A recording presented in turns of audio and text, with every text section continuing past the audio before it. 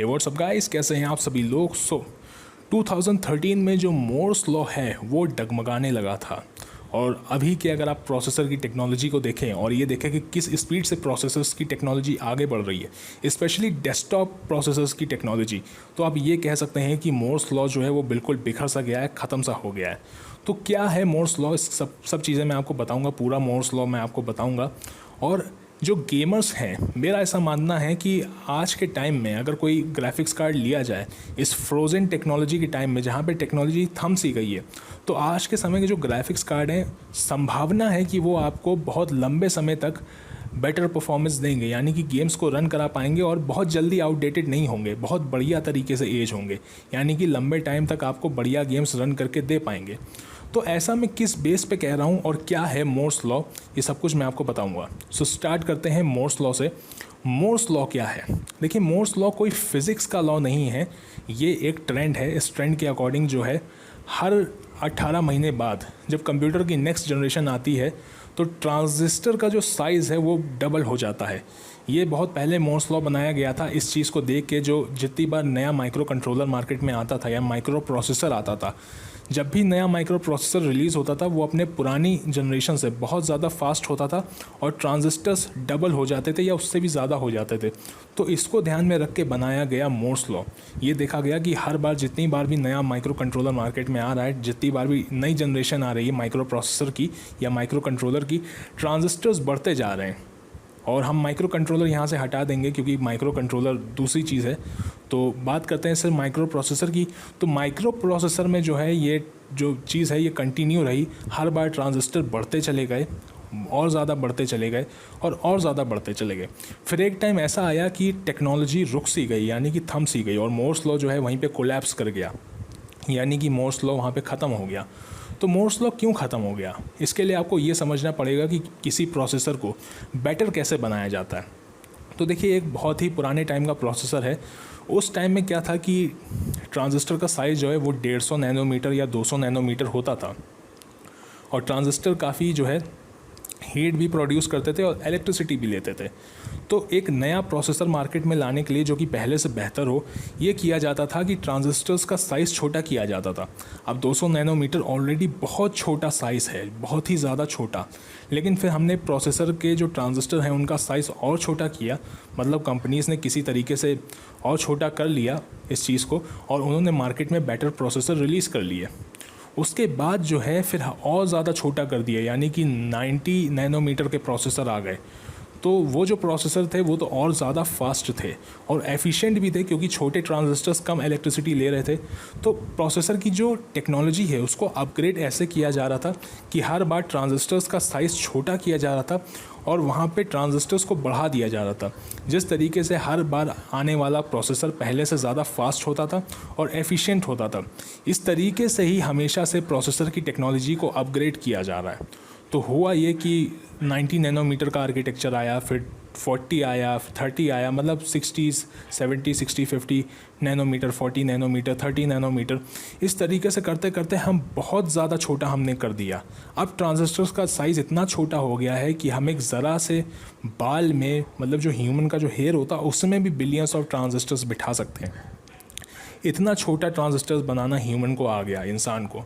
तो बहुत ज़्यादा छोटा ट्रांजिस्टर हमने बनाना सीख लिया और टेक्नोलॉजी को बहुत बड़े स्तर पे हमने अपग्रेड कर दिया। उसके बाद भी वहाँ पे भी टेक्नोलॉजी रुकी नहीं, हमने ट्रांजिस्टर्स को और ज़्यादा छोटा किया, यानी कि अब जो ट्रांजिस्टर्स आप करंट देख रहे हैं कंप्यूटर्स के अंदर, 14 नैनोमीटर, 10 नैनोमीटर, 7 नैनोमीटर, ऐसे उनकी मार्केटिंग की जा रही है। हालांकि ये चीज़ें एग्जैक्ट नहीं हैं, लेकिन फिर भी वो ट्रांजिस्टर्स बहुत ज़्यादा छोटे हैं। लेकिन यहाँ से दिक्कत शुरू हो गई, हम धीरे धीरे एटम के करीब पहुँचने लगे। एटम का जो साइज़ होता है वो होता है समथिंग अराउंड 0.5 नैनोमीटर, और अगर हम ट्रांजिस्टर्स को और ज़्यादा छोटा करेंगे तो हमारा ट्रांजिस्टर्स ठीक से काम नहीं कर पाएगा, यानी कि हम ट्रांजिस्टर को और ज़्यादा छोटा नहीं कर सकते। और अगर करेंगे भी तो एक ना एक टाइम ऐसा आएगा कि हम उस रीच पे पहुँच ही जाएंगे जहाँ पे ट्रांजिस्टर को अब इससे ज़्यादा छोटा नहीं किया जा सकता। हालांकि अभी हम पहुंच गए हैं, अब जो है ट्रांजिस्टर्स को और ज़्यादा छोटा नहीं किया जा सकता। तो यहाँ पे टेक्नोलॉजी रुक गई, और जब टेक्नोलॉजी रुक गई तो मोर्स लॉ यहाँ पे क्या हो गया, ख़त्म हो गया। यानी कि अब ट्रांजिस्टर्स पहले की तरह दुगनी स्पीड से नहीं बढ़ रहे हैं।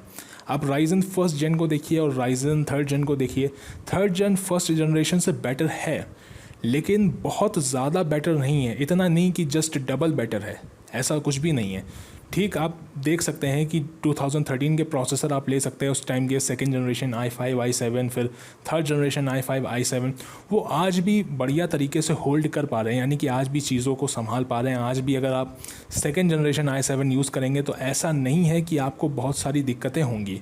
हालांकि वो सेकेंड जनरेशन है, बट स्टिल वो आज भी बढ़िया तरीके से काम करता है। और आज के जो लेटेस्ट प्रोसेसर हैं वो 2013, 14, 15 के प्रोसेसर से बहुत ज़्यादा फास्ट नहीं है, ऐसा नहीं है कि दुगने फास्ट हैं।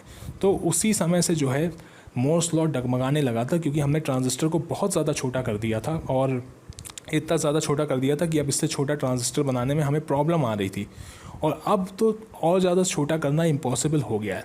इसलिए जो कंपनीज़ हैं वो अब नए सिद्धांत की तरफ जाना चाहती हैं, यानी कि हमारा जो अभी करंट कंप्यूटर है वो 0 और 1 की स्विचिंग के सिद्धांत पे चलता है। तो जो कंपनीज़ हैं वो एक नए सिद्धांत की रिसर्च कर रही हैं। तो अभी रिसर्च चल रही है, अभी काम चल रहा है क्वांटम कंप्यूटर्स पे, जो कि एक नए किस्म का सिद्धांत है, तो इस पे काम चल रहा है। तो ये तो हो गई मोर्स लॉ की बात और थोड़ी बहुत क्वांटम कंप्यूटर्स की बात। अब बात करते हैं कि किस वजह से हमारे जो ग्राफिक्स कार्ड हैं, अभी के ग्राफिक्स कार्ड, ये हमें लंबे समय तक गेमिंग करा पाएंगे। तो देखिए, बात ऐसी है कि अगर आप ध्यान से देखें गेम्स को, तो आप ये पाएंगे कि ग्राफिक्स एवोल्यूशन भी धीमा पड़ गया है। आप ग्राफिक्स देखिए GTA वाइस सिटी के, जो ग्राफिक्स एकदम कार्टून जैसे हैं, उसके बाद ग्राफिक्स अपग्रेड हुए, उसके बाद फिर कुछ गेम्स आए, ग्राफिक्स और ज़्यादा अपग्रेड हुए, फिर और ज़्यादा अपग्रेड हुए। लेकिन मान लीजिए एक टाइम ऐसा आता है कि जब ग्राफिक्स जो हैं वो बिल्कुल हमारी और आपकी तरह दिखने लगे, मतलब कि जो गेम के जो प्लेयर हैं वो बिल्कुल मेरी और आपकी तरह दिखने लगे, सिटी बिल्कुल रियल दिखने लगे। तो उसके आगे और ज़्यादा क्या अपग्रेड किया जा सकता है? ग्राफिक्स एवोल्यूशन वहीं पर रुक जाएगा और उसके आगे ग्राफिक्स में कुछ भी बढ़ाया नहीं जा सकता। और जो ग्राफिक कार्ड उस चीज़ को सपोर्ट करता है, फिर वो हमेशा हर गेम को सपोर्ट करता रहेगा। तो आपके मन में ये ख्याल आ रहा होगा, तो क्या ऐसा होगा कि हमने एक ग्राफिक कार्ड ले लिया और ज़िंदगी भर के लिए फुर्सत? तो मे बी पॉसिबल, ये संभव हो सकता है। अगर ग्राफिक्स एवोल्यूशन एंड हो जाता है तो आपने एक ग्राफिक कार्ड ले लिया और ज़िंदगी भर के लिए वो हो गया, ये चीज़ें संभव है। लेकिन कंपनीज़ ऐसा होने नहीं देंगी, क्योंकि इससे उनको नुकसान होगा, तो वो कुछ ना कुछ ऐसा करती रहेंगी। जैसे कि माइक्रोसॉफ्ट ने किया कि आप जो है नए प्रोसेसर्स के अंदर विंडोज़ 7 इंस्टॉल नहीं कर सकते, आपको दिक्कत आएगी। तो कंपनियां भी कुछ ऐसा करेंगी कि आपको नए गेम्स खेलने के लिए ग्राफिक कार्ड नया लेना ही लेना पड़ेगा, चाहे वो भले ही कुछ दे ना रहा हो आपको बदले में, बट आपसे पैसा तो निकलवाएंगी। इसी वजह से मैंने देखा है कि कुछ डेवलपर्स हैं जो ऐसे गेम बना रहे हैं जो बिल्कुल कार्टून जैसे हैं, लेकिन उनकी डिमांड बहुत ज़्यादा है ग्राफिक्स की। मिनिमम रिक्वायरमेंट है 980, 970, इस तरीके के गेम्स भी मार्केट में अब आ रहे हैं। क्यों? क्योंकि ग्राफिक्स एवोल्यूशन स्लो पड़ गया है। अगर आप देखें GTA वाइस सिटी के ग्राफिक्स और GTA 4 के ग्राफिक्स, तो आप ये पाएंगे कि इन सालों में ग्राफिक्स एवोल्यूशन बहुत तेज़ी से आगे बढ़ रहा था। अगर आप गेम्स देखें PS1 के और गेम्स देखें PS2 के, PlayStation 1 के और PlayStation 2 के, तो आप ये पाएंगे कि ग्राफिक्स एवोल्यूशन बड़ी स्पीड से आगे बढ़ा। लेकिन वहीं पे अगर आप देखें PS3 के गेम्स और PS4 के गेम्स, तो आप ये पाएंगे कि ग्राफिक्स एवोल्यूशन में कोई बहुत ज़्यादा अंतर नहीं आया। अब GTA 5 रिलीज़ हुआ था मेरे ख्याल से 2013 या 2014 में, 13 में ही रिलीज़ हुआ था।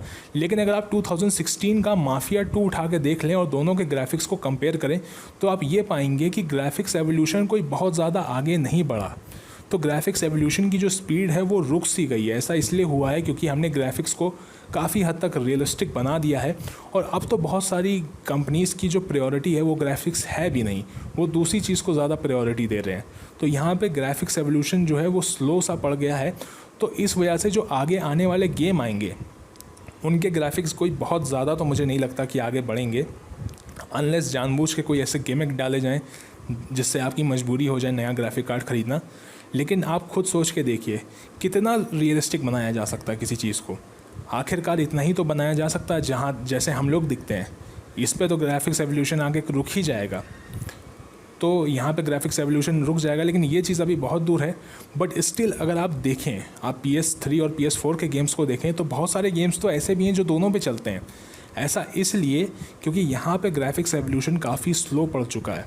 तो अभी जो गेम्स आएंगे मुझे लग रहा है कि वो ग्राफिक्स में अच्छे तो होंगे, लेकिन जो 2013 के या 15 के गेम्स हैं उनका ग्राफिक्स उनसे कोई बहुत ज़्यादा बेटर नहीं होगा, लगभग आसपास ही होगा। तो अभी के जो ग्राफिक्स कार्ड हैं ये बहुत बढ़िया तरीके से एज करेंगे। पुराने ग्राफिक्स कार्ड हैं वो उन्होंने भी बहुत सारे गेम्स रन कराए। अगर आप देखें, अगर आप RX कैनो GTX 560 को या GTX 680 को, तो ये जो ग्राफिक्स कार्ड हैं इन्होंने भी बहुत सारे गेम्स रन करे, लेकिन कुछ समय बाद ये आउटडेटेड हो गए। बट अगर आप देखें GTX की 10 सीरीज़ को, 1060, 1070, तो ये बहुत पुरानी सीरीज़ है, बहुत पुरानी तो नहीं लेकिन हाँ 3 साल पुरानी हो रही है, बट स्टिल ये अभी भी होल्ड किए हुए है, बिल्कुल वैसा ही जैसे ये पहले होल्ड किए हुए थी। ऐसा नहीं है कि 1060 आज के टाइम में बिल्कुल आउटडेटेड हो गया है, हाँ पुराना हो गया है बट बिल्कुल आउटडेटेड नहीं हुआ। तो अभी अगर आप कोई ग्राफिक्स कार्ड लेंगे वो काफ़ी लंबे समय तक चीज़ों को होल्ड कर पाएगा, क्योंकि ग्राफिक्स एवोल्यूशन धीमा पड़ चुका है। सो आई होप ये वीडियो आपको पसंद आया होगा। वीडियो अच्छा लगा हो तो वीडियो को लाइक कीजिएगा, मन करे तो चैनल को सब्सक्राइब कीजिएगा और मन करे तो बेल आइकन को भी प्रेस कीजिएगा। फिलहाल के लिए इस वीडियो में इतना ही। मैं आपसे नेक्स्ट वीडियो में मिलूंगा, तब तक के लिए बाय बाय।